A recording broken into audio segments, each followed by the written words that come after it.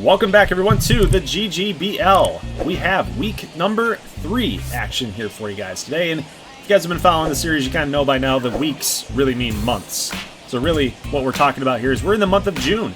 We've already made our June call-ups. If you guys missed the podcast from last Wednesday, we covered what players from the minor leagues were moving up to the GGBL level, what GGBL players were moving down to the minor league system, namely guys that were underperforming, and trying to call up guys in the minors that were overperforming to try to make sure that teams are riding those hot streaks and giving their youngsters a chance. That's what the GGBL is all about. We want those young stars, those young prospects to give themselves a shot. That's a deep dive rule in the GGBL. June call-ups, September call-ups, you have to call people up, you got to call people down. That's just the way it works. But let's get into the gameplay, guys. Ross Stripling taking the mound here. First time we've seen him. Signed a huge contract extension or contract deal from free agency from the Oklahoma Hawks over here to the Portland Pioneers. And he's a little frustrated. He's a little frustrated that he gave up a walk to Cody Bellinger, but he does get the double play. They get out of the inning, and there's no harm, no foul. Ricky Ribbett against RJ Dixon, 2 custom prospects. Ribbett's going to win the battle here and draw a walk. Dom T. Williams is actually going to ground out into a double play. That's going to be good for RJ Dixon here in the second inning. Nick Williams is going to strike out against Dixon, and that is good for Miami. They need RJ Dixon to step up. His ERA is a little bit higher than last season, so it'd be really nice to have him step up this year and turn his season around. Halfway through the year, it's about go time. This team's been playing 500 baseball. Got to get the offense moving, and so far, so good here. We got a double, and then a base hit to left fielder. That's going to score another run. So Marquez scores off the bat of Julio Rodriguez. Let's go to the top of the 4th. RJ Dixon still kind of struggling a little bit, right? He's got a man on base. He gives up a walk. Anthony Rizzo comes up and promptly hits this over Rodriguez's head into the gap. Bellinger's going to cut it off here at the wall, and it's going to be 2 runs scoring for Portland. It's now 2-1. Rizzo with that big hit. And, you know, RJ Dixon's got to settle down, man. He still doesn't have anybody out. Here's Rick Ribbett. Going to strike him out. High and inside fastball. Tough to catch up on. Dom T. Williams, hanging curveball. Is going to deliver this right over the head of Julio Rodriguez. He's going to give up on it just a little bit. I don't think he would have had the catch. Probably just a smart move not to get overly aggressive with it. He just lets it fall. No runs are going to score on that. So, again, no harm, no foul here, but they do get out of the inning. So they get another strikeout from Dixon, and then another one here against Sheldon Noose, and that's going to remain a 2-1 game. Bellinger comes up in the bottom of the 4th inning and ties this baby up 2-2 with the solo home run. You got to like it. Ross Stripling, you know, he's got some passion today. He's got some fire behind his pitches today. When he walked the batter the first time, we saw like his hat flew off. He got all mad. And then, of course, giving up that game-tying solo home run to Bellinger. That probably didn't sit too well either. But Portland still putting the pressure on RJ Dixon and the Moonshots, and that's going to be another base hit, and that will do it for the youngster RJ Dixon. He's going to be leaving the game in replacement of Dane Dunning. He's got a 3.14 ERA, pitching pretty solid, 2.11 batting average. You saw the splits, 2.11, 2.58. So he's been pitching pretty good, but he gives up a base hit here to Travis Jankowski, which takes the lead back again for Portland. 3-2 game. Rizzo, deep fly ball to right field, giving chases Rodriguez. That one is over the wall. That is going to be good for I believe, a 3-run shot. It'll be 7-2 as soon as Rizzo touches home plate. And that is going to do it. Portland gets the win, guys. 7-4. 9 hits each on the day. But the big difference was Anthony Rizzo in this matchup. He's your player of the game. 2 for 4. Had a homer, a double. 5 ribbies today. Contributed 5 of the 7. So you talk about a huge performance. He had one, and this is what we've been waiting to see from Portland. Rizzo's hitting .337 right now. We've been waiting to see this big bat in this lineup for Portland really come through. He's got some help this season. They've made some interesting additions to the offense. They've got Ricky Ribbett now, which is playing a little bit. He's got some defensive chops there at the catcher position, so Portland might be legitimate. In this episode, I'm really seeing in this week, I'm finding out if teams are legitimate or not. And we're going to find out here too as well, because LA Knights, they're in first place in the NL West. They've made a push in the month of May and in the month of June in the early going. And going up against a Phoenix team, we're going to find out. We're going to find out they are actually a legitimate baseball club here in the GGBL.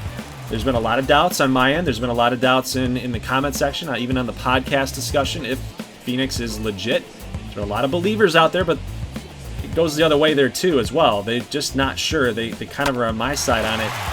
Is Phoenix legit or not? We're going to find out here against Janiel Rivera, getting this first start on the mound in gameplay. This custom prospect is a two-way player. We saw him hit a home run against Tyler Glasnow against San Francisco on opening day. But ever since then, I mean, he has been trying to get two-way player status. He has it now. And now he's able to get out here on the mound and show off his stuff. And right now, it's a pitching matchup, guys. It's a pitching duel. Both guys towing the rubber, both lefties. Zach Lowe, Janiel Rivera doing their things, grooving. We're through 2 innings at this point. Almost through 3 with no hits allowed. Did I spoil it? Possibly. Corey Lee with a strikeout here. That's the number 2 strikeout for Zach Lowe. Here's number 3. Nick Maton's going to strike out. That was a lefty-on-lefty matchup. Always tough, but Maton will strike out. Here is a ground ball to third. That's going to be your check. The June call-up for LA. He's going to make a nice play. Let's go to the top of the 4th as Zach Lowe gets another strikeout. That's number 4. On the other custom prospect, Dan Smith. Still in the top of the 4th, we get a walk for Ronald Acuna Jr. He's going to take off, take a steal, get into scoring position. And in a low-scoring game with not a lot of offense, is a pretty savvy move there because you do have a good hitter in Nick Castellanos, but he does ground out to Pedro Alvarez, who makes the play. Still no hits allowed for Zach Lowe. Ground ball past your check, and look at Connor Joe with the nice play, the good throw in the hole. He's going to fire this batter out. And you got to love it. You got to love it. Here's Jesse Winker. Whoa! No. Janiel Rivera gets lucky on that strike 3 call. Look at this one more time. The knuckleball even fooled the umpire. That's like shades of 2013. The strike 3 call, Joe Nathan and Ben Zobrist. Wow, says Joe Nathan. Yeah, wow is right. There's no way the knuckleball caught the strike zone there, but Jesse Winker is beside himself right there. There's nothing you can say. You just got to walk it off and go back to the dugout. But this ball probably should have been caught by Conforto out in left field. And because of that, it changes the whole entirety of the pitch sequence to Josh Fuentes. That's what a lot of people just don't understand sometimes about baseball. With a runner on base, it's all situational based. And, you know, had Rivera gotten one out there, it would have totally changed how he would have attacked Josh Fuentes in that situation. Either way, guys, it is still a 2-0 game, and you still got to play hard. And that's exactly what Connor Joe is going to do here. What an incredible play. Conforto out there. That's your ball, man. That's your ball. What is Connor Joe doing out there in basically the middle of the outfield? Also, what is Connor Joe doing up the hole? Up the middle up there? He has been going crazy in this game defensively. The strong throw earlier in the game, the diving catch, and then, of course, this one up the middle. The range of Connor Joe is coming out to play here today, and it's really fun to watch. But Corey Lee's going to get on base here. Zach Lowe gives up the walk. Here's a little pop-up in foul territory. Third baseman Josh Fuentes giving chase, and that is an also incredible play just to get there and avoid the wall. You got Dan Smith rounding out to Zach Lowe. He's going to make the throw over to first. That is out number 2 in the top of the 6th. Here is your check. The June call-up. He's going to strike out against the lefty. And Zach Lowe, no hitter. Going through 6 at this point. We're going to see if he gets the call back here in the 7th. And again, Connor Joe makes the throw over there to first. But again, just, man, he's been playing lights out defensively. And you're not going to make those plays every time. But man, was it close. But little sneaky little gamesmanship here by Phoenix. They're going to send the runner. They're going to pull the infielder. They're going to pull the second baseman away from the hole, away from his position at second base. And it's going to go right through that hole for a base hit. Next thing you know, you get another base hit, and now it's 3-0. 3-0 Phoenix. And that's going to do it for Janiel Rivera. Corey Lee just making sure that he's all right, that he's good, and doesn't take it to heart. Because he pitched well, man. He pitched well. This Phoenix offense is actually very surprising to me. It's actually a good offense. I pegged them as not being able to do very hot this season. Not going to do very well, but you know what? They're proving me wrong on a regular basis. And when you have as good of a pitching staff as you do, you're going to win a lot of games if you can get that timely hitting. But take a look here. Darius Valdez is going to come on for Zach Logue, who is throwing a no-hitter. And in a 2-2 count, he throws Acuna a hittable pitch, and that ruins the no-hitter. Not only for Zach Logue, of course, he ends the game with no hits, but as a team no-hitter, that ruined it. And unfortunately, you know, top of the 7th, you're starting to sniff it a little bit. You're starting to get real close to it. You can almost taste it. Well, it didn't happen today. It didn't happen today. I'm waiting for it to happen, guys. I'm waiting for a no-no to happen in gameplay, in GGBL play. It hasn't happened yet, and it's a little frustrating. I want to see it happen. I want no-nos. I want perfect games. Give them to me. Darius Valdez gets a strikeout, and we're going to move on to Hunter Strickland here in the top of the 8th. And again, LA, you know, Phoenix sacrificed an out for a run in that situation. Acuna ended up scoring. But Hunter Strickland is getting the job done here in the top of the 8th. It's a full count. And this little pop-up in foul ground. Renato Nunez makes the play. And we are going to jump to the bottom of the 8th inning as Phoenix is trying to add more runs on the board. Get a little insurance here, because as we know, LA does have a good offense. They're very talented. They've just been shut down today. Bottom 8 still, Jimmy Gerber going to take the mound, and this is a deep shot, deep drive to deep center, and Lewis Brinson makes the catch out there, but the run will score. And take a look here. They're going to challenge the throw from Connor Joe. The runner tagged from second base, rounded third, headed to home, and 2 runs are going to score on a sac fly. Has that ever happened? Ever? And let's not shade over the fact that this was an incredible double play to end the game. But I think I'm more amazed, not at the double play, I think I'm more amazed that 2 runs are going to score on a sac fly. How does that even happen? Unreal, man. Unreal. But Janil Rivera held his own today. 5 innings, 5 hits. That's a pretty good average right there. A hit per inning, 3 strikeouts, no walks, 3 earned. Not quite enough for a quality start, but I feel like he pitched well against this tough-hitting Phoenix Firebirds team. And you know, what else is there to say? The Phoenix Firebirds, their pitching staff is legit, and I'm ready to crown them as a legitimate team now. I'm ready to go that distance. I don't think I can continue on after 3 months of gameplay, 3 weeks of gameplay, basically, that we've seen Phoenix, to say that they're fake, that they're phonies, that they will fall off. I just don't see it anymore. They've proven to me time and time again that, Goldie, you were wrong. You were wrong about this team. So just eat it and move on and call them what they are. They're a solid, good team in this league.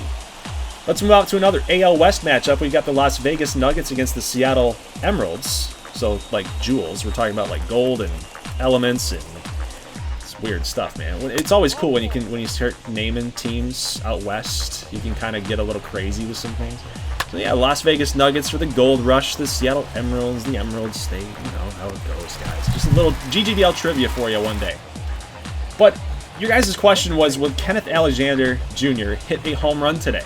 You know, Las Vegas is a pretty good hitter's park. Nuggets Field, Nuggets Park. It's a good place to hit, and we're going to find out.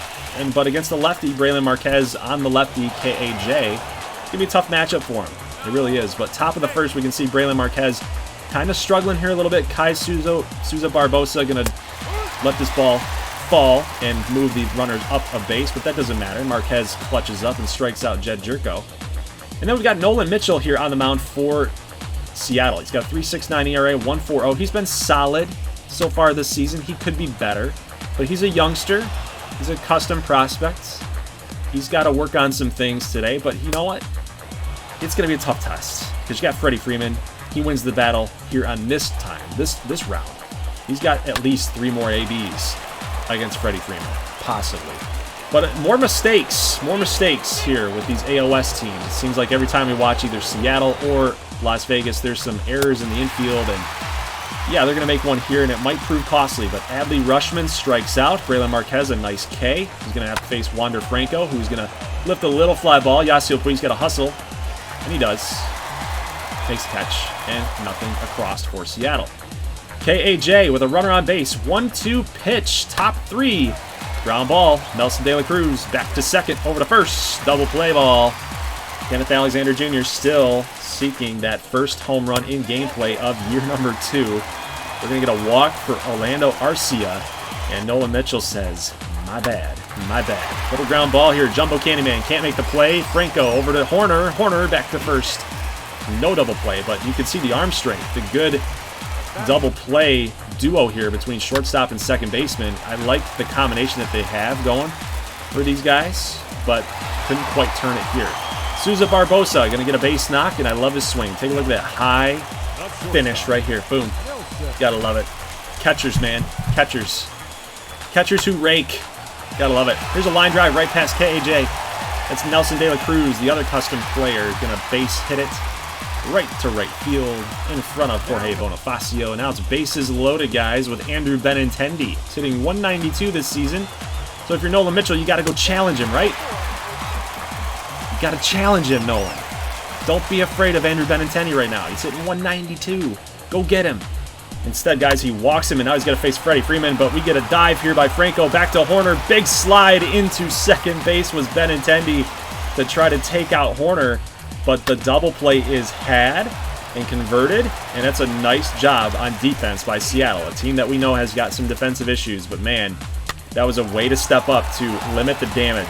1-0. Now they limited the damage. They got out of a jam. They did a job for their pitcher. But Seattle, yet again, can't get anything done on the top of the fourth. Let's go to the bottom of the fourth. Yasiel Puig hits this in a gap shot into right center field. That's going to be a leadoff double. And Nolan Mitchell, you got to start asking the question, is he done? There's a base hit up the middle. Here comes Ian Happ. Nope, no throw. No throw. Puig scores easily. It is 2-0 in the bottom of the fourth inning. 66 pitches now for Nolan Mitchell. And this deep drive to right. Bonifacio not going to catch this. That's going to go over the wall. And looky, it's another custom prospect, Jack Matura. Yeah, Jack Matura got the spot start today. Yeah, he got the call over Malik Smith. Malik Smith is normally the center fielder, while Matura is playing center here today. He delivers, and he helps the coach out, thinking that the coach is super smart, that the manager knows exactly what he's doing with his players, and Orlando Arcia comes up and hits a 3-run shot. And that puts a big dent into Bettinger's line, into Nolan Mitchell's line, and the box score in general. 3 innings for Nolan Mitchell, 5 hits, 4 earned, 2 walks, a K, 69 pitches. Nice, but not really nice at all, guys, because that line score is a little bit fuzzy. Not good for Nolan Mitchell. He's got to clean it up. And I think really what cost him was the Benintendi walked in the run. You know, they eventually got out of it, but I think that set the tone. A lot of pitches in that inning. A lot of things he could have changed, really, honestly. You got to go after that hitter in that situation. You can't let the fear of being an MLB player keep you from trying to attack him, right? So Nolan Mitchell's a youngster. He's going to have to learn that, but Seattle's offense, again, 1 hit so far through 7 innings. And Brian Mata, he was the June call-up here for Las Vegas, if you guys remember, in the podcast. And he's been getting the job done, man. He still has not given up a knock. And so far, he's looking pretty darn good. But, hey, take a look. Jack Matura again. Yeah, he's rounding second as soon as the ball is being thrown. And take a look at this. The throw was already made to home, but Jack Matura says, I'm going for home anyway. Jack Matura, inside the park home run. And this custom prospect was running in reckless abandon. He says, I don't care. It's a 5-0 game. I'm going for it. 6-0 at that point, and then Kai Souza Barbosa hits a 2-run shot off Marcus Walden, and it's going to be 8-0 Las Vegas. Kenneth Alexander Jr. looking for a home run for the people. He can't get it. He's going to go rolling into a double. Benintendi trying to throw him out here at second, but, you know, it's 8-0. You know, yeah, your pride's on the line as an outfielder trying to get this guy out, but, you know, KJ is going to take the extra base. This is a deep drive by Jerko.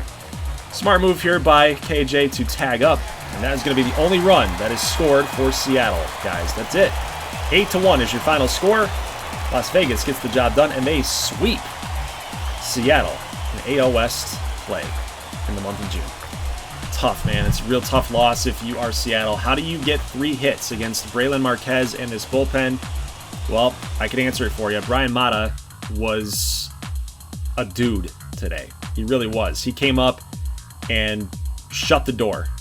I mean, Seattle could have easily feasted on a guy like Braylon Marquez. I mean, he's lefty. You got some good right-handed bats for Seattle in this lineup, and you know, Seattle does have some good players on offense. It's just, you know, Marquez is kind of like that for Las Vegas. We saw it last year. We've been seeing it this year with his line scores.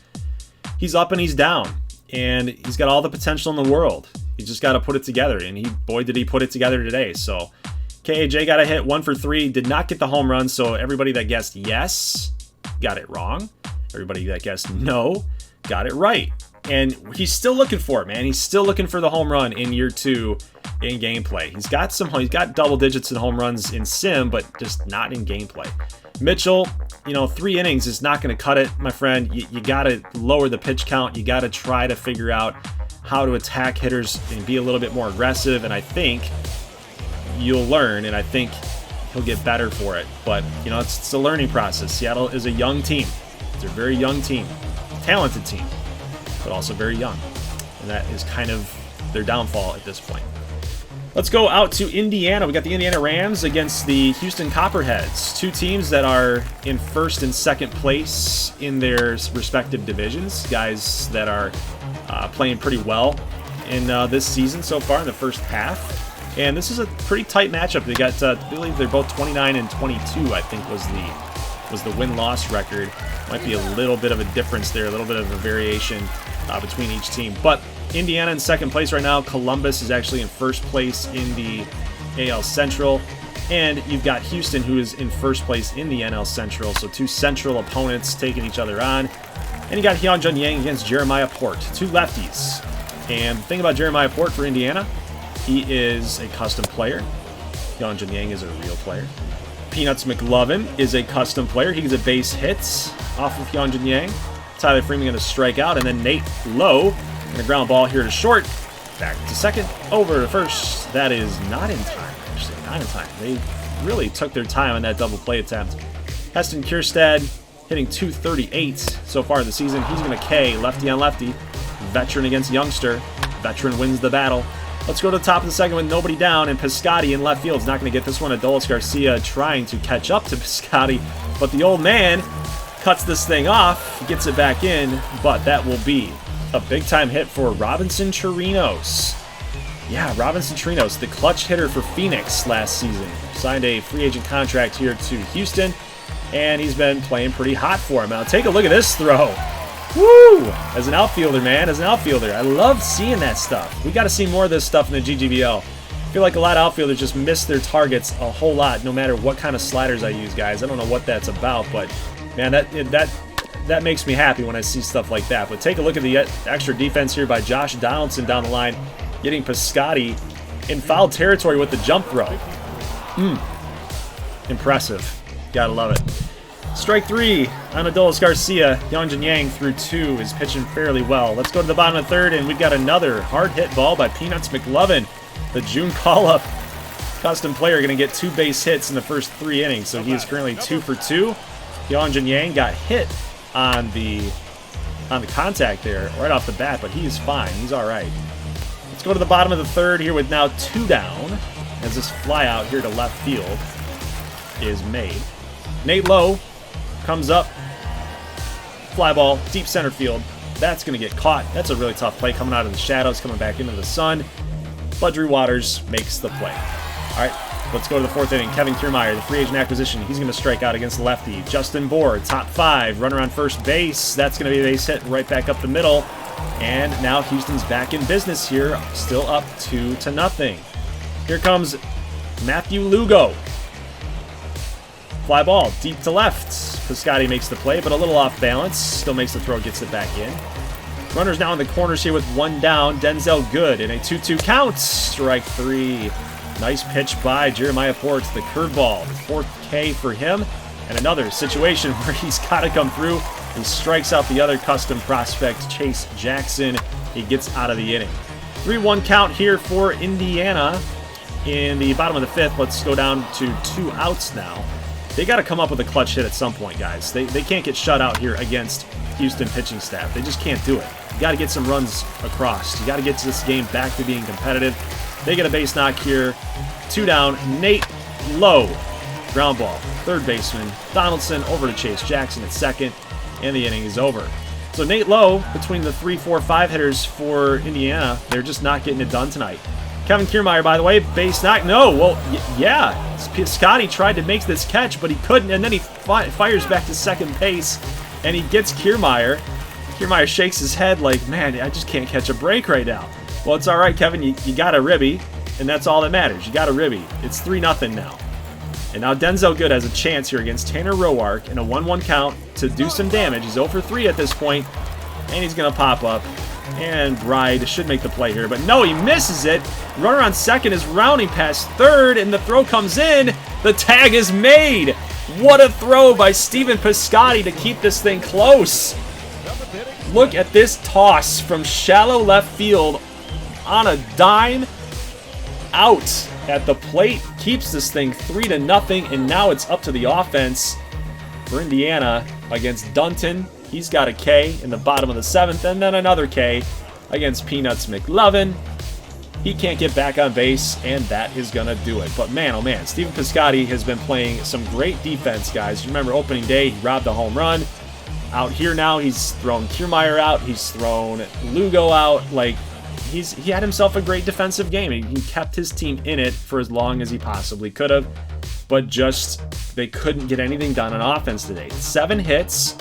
It should be enough to drive in some runs, but it just comes down ultimately to runners in scoring position. You can see the bottom third of the order. Garcia, Bride, Perez, nothing doing there. At the top of the order, everybody but Peanuts McLovin had 1 hit today, so that's not going to cut it either. Everybody's got to be on the same page for this Indiana offense if you want to have success here.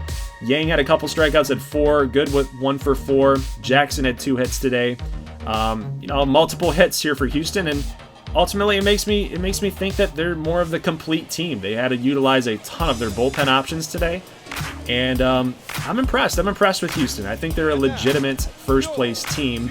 As far as Indiana goes, they still, to me, that I look at their lineup, they don't seem like they're totally. They don't have a ton of talent. They're still young, still trying to figure it out. I mean, eventually I think they'll get there. They still got a lot of work to do, though. All right, let's go out here to Nashville. We got Nashville against Columbus, and Nick Margevicius had a .75 ERA coming into a game against the Los Angeles Knights, where they registered him a loss, right? So his ERA vaulted up to a 1.15. He's still pitching very, very well. And right off the gate, Columbus, the first place AL Central team, against the second place NL Central team, Nashville, they're coming out swinging against Margevicius, and they're getting on base. They're firing in all cylinders, it seems like. But Margevicius settles down here. He gets the final out. Shortstop Jose Garcia makes the throw across the diamond, and only 1 hit was allowed. No damage done. Diego Garcia, 4-3, solid pitcher this year. 3.55 ERA. Nashville comes up with some timely hitting, so it's going to be pretty interesting to see how both these two teams play out. Very competitive teams. And Nashville totally turning their season around from last place last season to a second place caliber team so far this year. We see Garrett Kemmerly getting the call up. He gets a base knock here into right field. That's going to move. A little hit and run was already on. Demetrius Edwards-George got on base, got a steal, and then look at Luis Rengifo. Speed kills. Speed kills. It makes you confused as to what the heck's going on. DEG scores. Nashville up 1-0. Here's a possible base hit. No. Wow, what a play by Lindor, but the throw was high. It led Rengifo off the bag, and he couldn't corral it. He couldn't get his feet settled, make a good throw over to first. It's now bases loaded with nobody down, but a ground ball here by Andrew Vaughn back to shortstop. That's a double play, and the run's going to score anyway. It's 2-0. JT Riddle comes up, and he strikes out. He's batting under, I think it was like 150. Either way, it is under 200, and he is just not having a good season this year. He's got to turn this thing around lower in the order for Nashville if he wants to keep his position as a everyday starter. But Margevicius ends the second inning as Aquino strikes out. He is finding a groove now with the lead. Feels a little bit more comfortable. I think maybe, possibly maybe, going up against a top-tier opponent like Columbus might have gotten to him a little bit. But so far, so good. He's looking like he's doing pretty solid here. Here's a base knock. That is terrible. Terrible, terrible, terrible, terrible job by Aquino. You got to make that catch. It lands right in front of you, dude. But DEG, I mean, what else is there to say? He gets a base knock. He's going to take off for second base, and Austin Wells cannot get a good throw. Throw is just off of to the right side. You got to throw that thing to the left side of the bag if you want to catch the incoming runner. Can't do it. JD Davis makes a nice throw here, but Garrett Kemmerly, unfortunately, you got to try to advance the runner, try to shoot that thing to the opposite side of the field, go to right, move DEG over, just like Marte did there. But a little too late, as Logan Morrison is going to strike out here, and that is going to do it for Nashville's half of the inning. Let's go to the top of the fourth.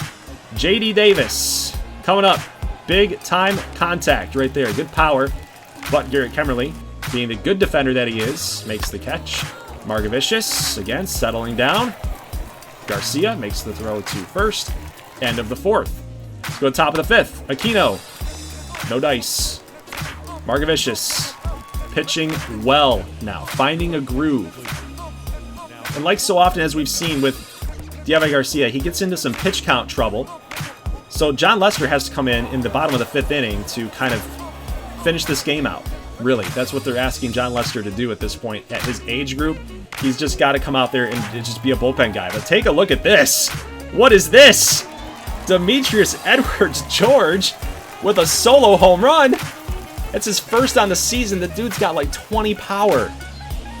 And he's a lefty, and now he's just having fun. He knows he's fast. He knows he could walk from the batter's box back to home and be fine. I'm gassed, man. I'm gassed. Because I'm not used to it. I'm not used to hitting home runs. Having to run that long. Man, that's impressive. That's impressive. But, you know, like maybe against John Lester, he's lost a little bit of zing on his fastball. Maybe that makes more sense. But DEG, give him credit, man. Give him credit. You still got to put a good swing on the ball. Good home run for him. But in a 3-0 game, Margevicius now in the top of the sixth with nobody down. You now got runners on first and second. This is a less than stellar situation, and the head coach knows that. And you're going to make a switch. So, I don't know.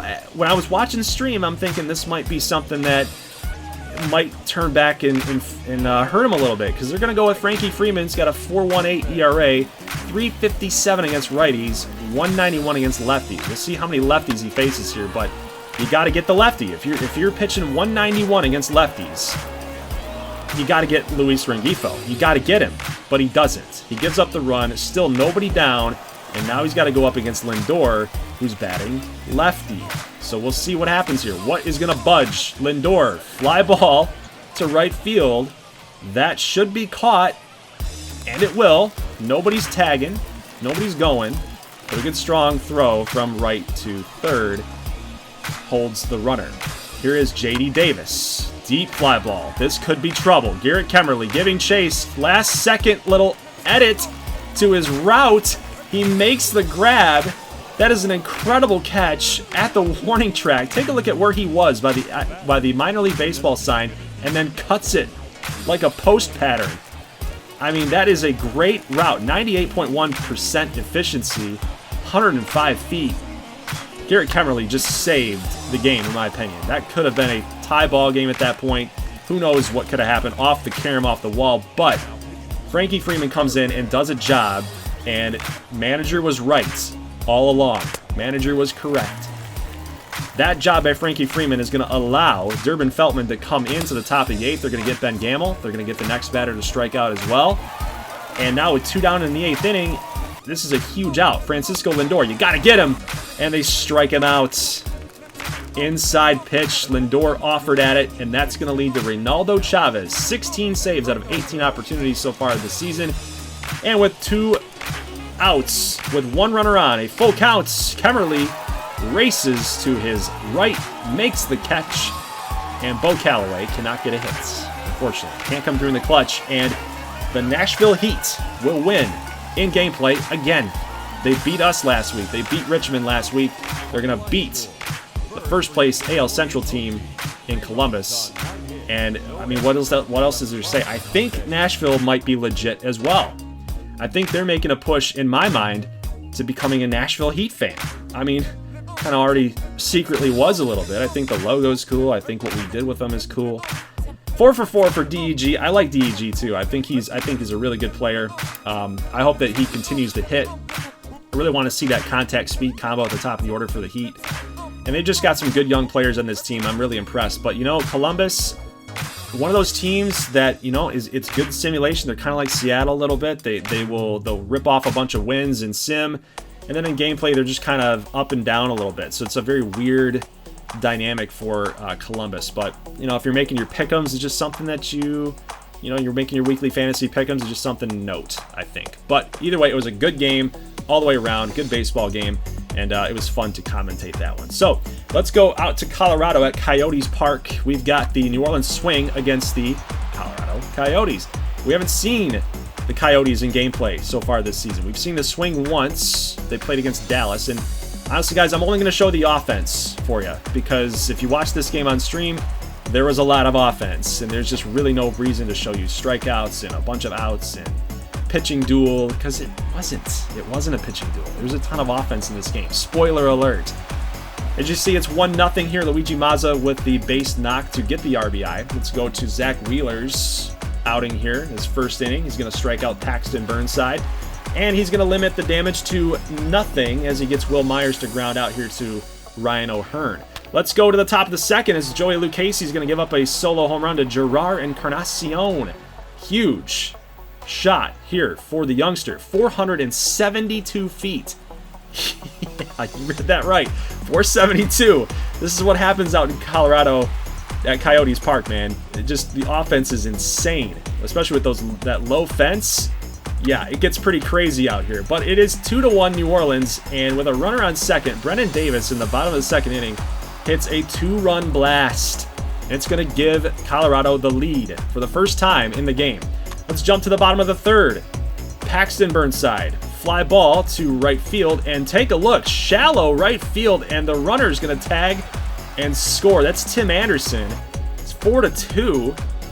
Let's go to the top of the fourth and take a look again at Gerard Encarnacion. Lefty on righty, and he's going to go deep again. Wow.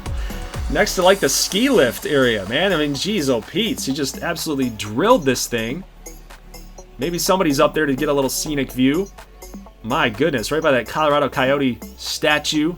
454 feet, not as big as his first one, but it's still a deep bomb nonetheless. And Luigi Mazza, home run.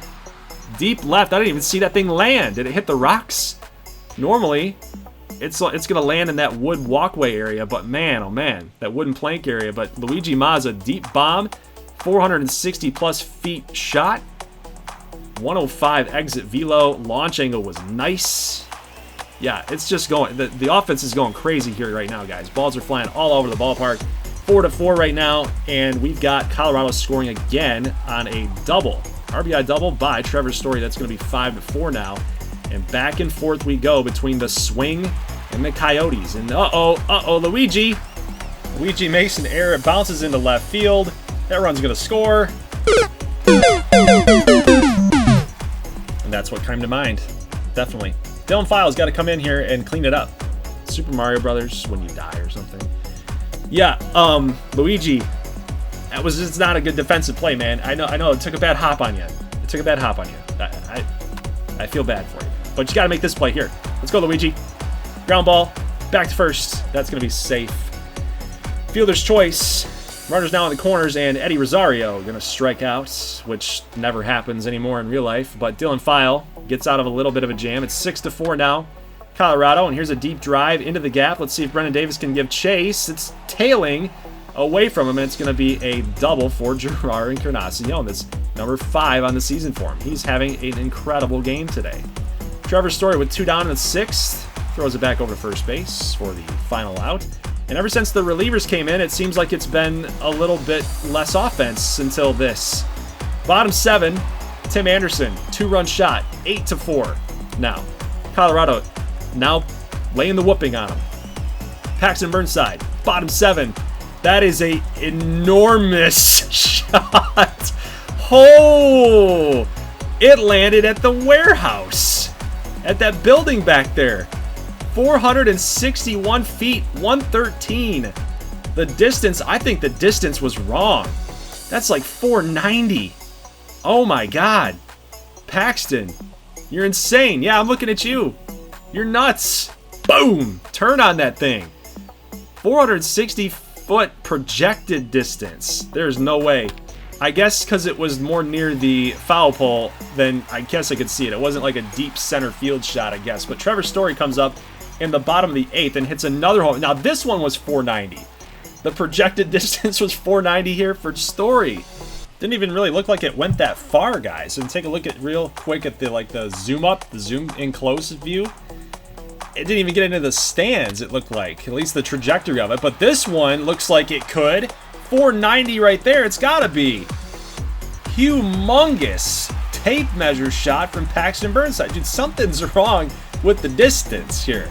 Come on, 460 just to put an absolute buggy whip on it. Look at how far this thing went. 460 to deep center field. Humongous shot by Paxton Burnside, number 2 on the game. And here's a deep drive to left field, left center. Nobody's going to get that. That's a Nick Senzel home run, line drive, variety, 408. And Luigi Mazza comes up in the top of the 9th, and that is going to do it. 13-5 is your final score. And if you guys are keeping track, I believe I showed all the home runs, but there was a total of 9 home runs today in this ball game. Crazy. I don't know what the record is. I'd have to go look at that up.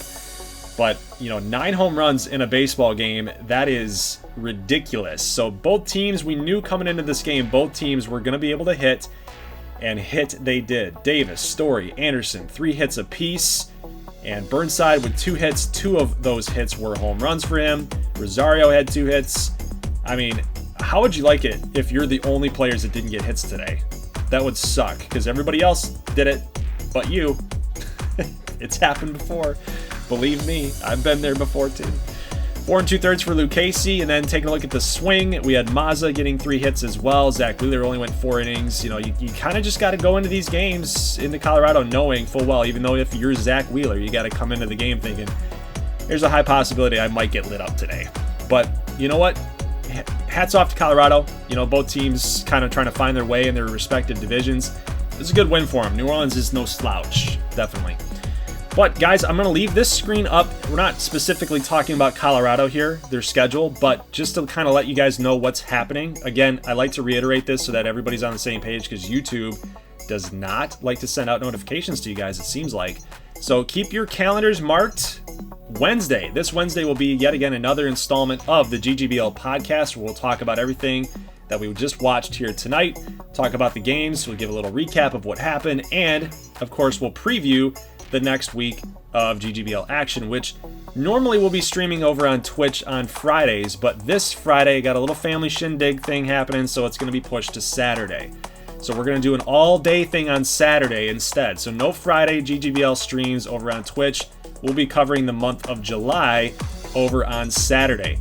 I think I can do this whole month because it's going to be pushed on a Saturday. I think I can do literally the whole entire month, which I think will be pretty awesome, because normally, at least back in year 1, what we had to do is we had to split July like into 3 episodes. We had to do gameplay for the first 3 weeks of July. We had to do the All-Star game, the All-Star festivities in 1 episode, and then do the trade deadline the next one. So literally 3 episodes in July. I literally think that I can get the whole month of July done in a single stream on Saturday. I think that'll be awesome. I think you guys will have a GGBL extravaganza on the 30th. And I know some people might be doing their Halloween parties and things like that, but you know what? It's going to be a loaded day. So if you got time, come on over, say hello, hang out with us, watch some GGBL action, have some fun before you got to go off and do your stuff. But you know what? I think it's going to be fun. I think it's going to be fun. We'll start that Saturday at noon. How about that? We'll do it at noon on a Saturday. We'll start with the first couple games. And again, I'll talk more about this in the schedule with you guys on Wednesday's podcast. If you guys want to know if you won in the fantasy challenge, make sure that you are checking that video out as well on the live stream on Wednesday for the pod. And then we'll preview all the games that are going to be upcoming in July and what the Twitch schedule is going to look like. I'll have an itemized list for you. At noon's this, 1 o'clock is this, 2 o'clock is that. That way you can kind of pop in and pop out whenever you see fit. So guys, that's it for the video. Leave a like if you like this thing, and of course, as always, turn those notification bells on, man, because get YouTube to start sending those freaking notifications out, man, because they just won't freaking do it. But I appreciate you guys watching regardless. As always, have a good rest of your night, and peace.